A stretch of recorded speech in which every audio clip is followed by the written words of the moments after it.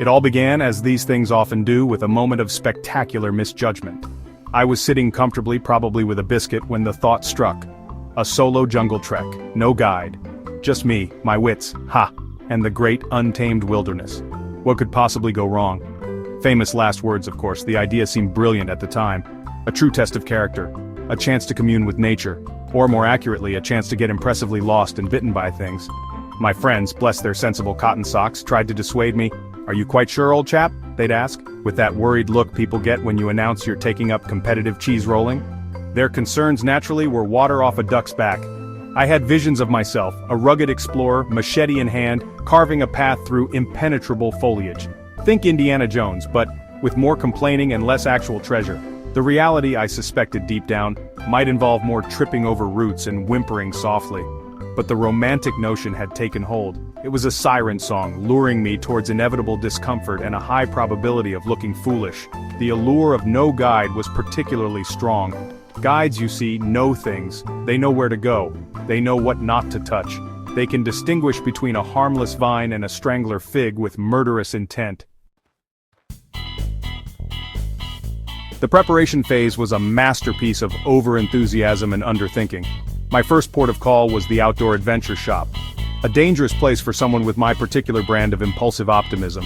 I emerged several hours later significantly poorer, laden with equipment. There was a machete, naturally. It looked terribly impressive. I had no idea how to use it, beyond potentially injuring myself. There was a compass that promised to always point north, a promise I suspected it would break the moment I truly needed it, and a water purifier that looked like a miniature chemistry set, far too complicated for a man whose primary culinary skill is burning toast.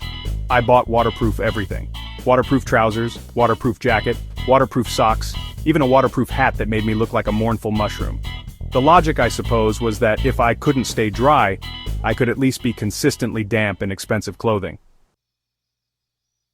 The day arrived. There I stood, at the edge of the jungle.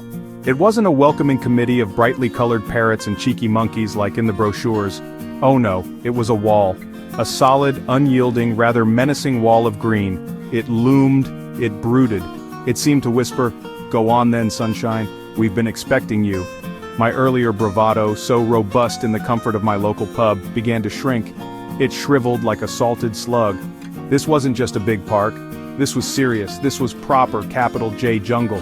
My backpack felt heavier than ever, a physical manifestation of my poor life choices.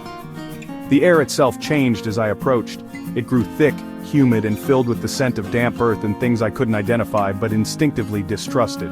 The sounds, too, were different from the distant hum I'd heard earlier. Now they were close, intimate, and vaguely threatening. A bird shrieked nearby, sounding less like a cheerful chirp and more like a tiny pterodactyl with a grievance. I took a deep breath, which was a mistake, as it mostly involved inhaling a gnat. This was it, the point of no return. Or at least the point where returning would be quite embarrassing. I gave a little nod to whom I wasn't sure. The first thing that truly hits you about the jungle, apart from the humidity that clings to you like an overly affectionate limpet, is the noise. It's not just noise, it's a cacophony. A relentless, multi-layered surround sound experience that makes a city center rush hour seem like a Trappist monastery. Insects buzz with the intensity of tiny, angry lawnmowers. Birds squawk, hoot, and trill in languages I definitely didn't learn in school. Things rustle in the undergrowth, unseen but very much heard, their movements suggesting creatures far larger and toothier than I was comfortable contemplating. It was, in short, utterly overwhelming. My brain, bless its well-meaning but ultimately panicky little self, went into overdrive. Every snap of a twig was a jaguar. Every distant rumble was an approaching herd of something enormous and probably ill-tempered. The high-pitched whine of a mosquito sounded like a tiny, bloodthirsty dentist's drill, homing in on my ear. I found myself jumping at shadows, at falling leaves, at my own sudden sneezes. Section 5. Flora, fauna, and utter, unadulterated bewilderment. The plant life was, to put it mildly, aggressive. Everything was green, in 1,000 subtly different shades of, "I'm going to trip you," or "I have thorns you won't see until it's too late." Vines hung down like botanical tripwires seemingly placed with malicious intent. Leaves the size of dinner plates brushed against my face, often depositing unseen creepy crawlies onto my person. I developed a new respect for gardeners. Keeping even a small patch of this under control would require a flamethrower and the patience of a saint. My machete, which I'd envisioned swishing heroically, remained stubbornly attached to my backpack. It seemed far too much effort, and the risk of accidentally amputating a limb was, I decided, unacceptably high. Wildlife encounters were, thankfully, less dramatic than my fevered imagination had predicted. There were no rampaging tigers or anacondas with an appetite for ill-prepared Englishmen. Instead, there were insects. Lots of insects. Insects of all shapes, sizes, and levels of audacity. Ants marched in relentless columns, occasionally deciding my trousers were a new, undiscovered continent ripe for colonization. Butterflies the size of small birds flitted past, their beauty slightly undermined by the knowledge that their larval stage probably looked like something from a horror film. Section 6. My kingdom for a signpost, navigational nuisances in verdant hell. Navigation. Ah yes, that crucial skill for any solo adventurer. I had a map, of course. A beautifully printed, full-color affair that, in the dim, dappled light of the jungle, looked more like a modern art installation than a useful tool. It was covered in contour lines that writhed like agitated snakes and symbols I couldn't decipher even with my glasses on.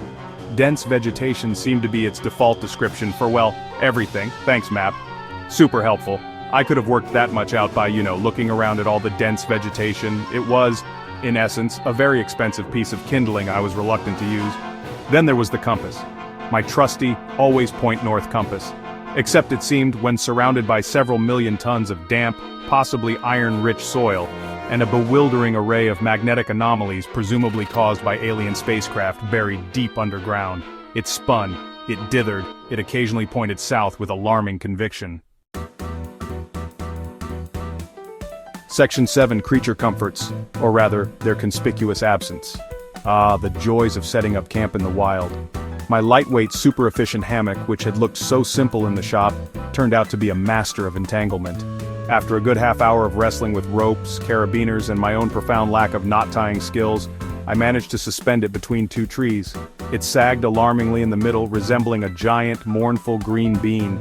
Getting into it was another challenge entirely, a graceless maneuver that usually involved me ending up half in, half out, looking like a badly wrapped sausage roll. Sleep, when it came, was fitful, punctuated by strange noises and the constant nagging fear of rolling out and landing on something pointy. Dinner was a nightly ritual of disappointment. Section 8. The art of talking to trees and other signs of impending sanity slippage. Being truly alone for an extended period does strange things to a chap. At first, the silence between my own panicked thoughts was deafening. Then slowly I began to fill it. I started by humming, tuneless ditties mostly, about the questionable edibility of certain fungi or the sheer bloody-mindedness of mosquitoes. This progressed to full-blown off-key singing. I figured if my voice was terrible enough it might scare away any lurking predators, or at the very least provide some amusement for the local monkey population who probably thought a deranged howler monkey had wandered into their territory. Then came the conversations. Not with myself initially. That seemed a step too far even for me. No, I started talking to the trees. They were, after all, excellent listeners. They never interrupted. They never offered unsolicited advice. They just stood there ancient and stoic, silently judging my choice of waterproof hat. Section 9. Emerging triumphant and desperately in need of a wash. The moment of deliverance came not with a fanfare of trumpets, nor a rescue party crashing through the undergrowth. It came with the sight of a discarded crisp packet.